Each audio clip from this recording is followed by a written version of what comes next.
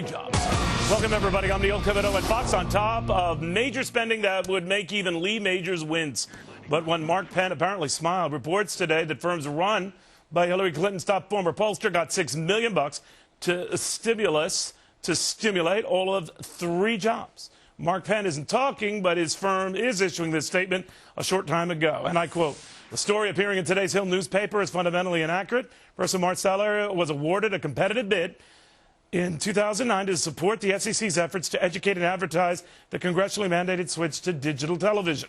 The contract allowed for $6 million, but only $4.36 million of that total was spent." Now, Mark Penn, clearly not speaking to us, but Joe Wilson is. The Republican congressman is now demanding an investigation into this stimulus spending. What do you make of this, Congressman? Well, this is on top of the problems we've had. Neil, I want to thank you for promoting accountability, but we had the fake jobs, the fake congressional districts. On the official government website, we had the Government Accountability Office point out that 10% of the money is being misspent, and now we have today the spectacle of $6 million to preserve, not even create, but preserve 3 jobs, and it was obviously an insider situation. To me, it reminds me of Chicago politics, where people who have the inside lane receive the contracts and they benefit. And so yesterday I introduced a bill, appropriately enough, before this even came out, that provides for a commission to audit the stimulus funds.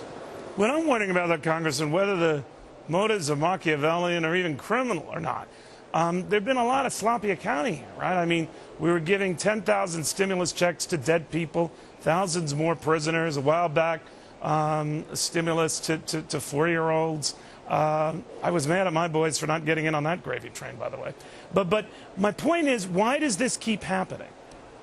Well, it's really irresponsibility, and it's taking billions of the people's money.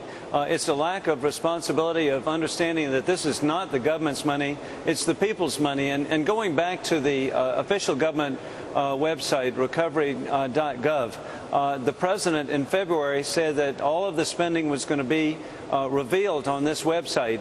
In his radio address, February the 14th, he promised that we would see how the money was being spent. And this is where we had the fake jobs, the fake congressional districts, billions of dollars unaccounted for. Well, I welcome them putting this information on the site, as long as they put all the information that we just did on the site. If we could show that again, Pam and Larry, just to take a look at what we are counting in this, oh please, list of just slip-ups, and yet there are a lot of them. And we can dismiss it and say this particular total is a little bit less than $5.5 million, but I could actually go on and on and on. But we slough these off generally, Congressman, as if they're rounding errors. Well, the bigger the numbers get, the bigger the rounding errors get, don't they? Well, this is utterly irresponsible. You and I, we as taxpayers, as citizens, should be able to count on an official government website. And also, again, the General Accountability Office has said that 10% is not accounted for. That could be between $70 to $100 billion. Well, the president has made it very clear, and we're going to raise this later, that full steam ahead, we're still going to be going full throttle with a lot of this stuff. What do you make of that?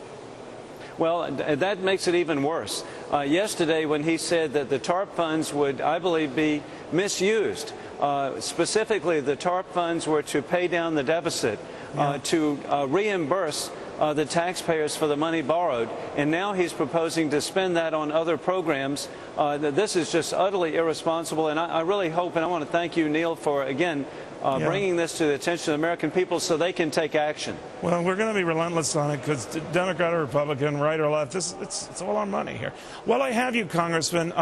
Apparently indications are in your home state of South Carolina that these impeachment proceedings that we're looking at against Governor Mark Sanford, the Love Gov, as some have nicknamed him, they're going to go away, enough already. What do you make of that? Well, I have faith in the General Assembly of South Carolina.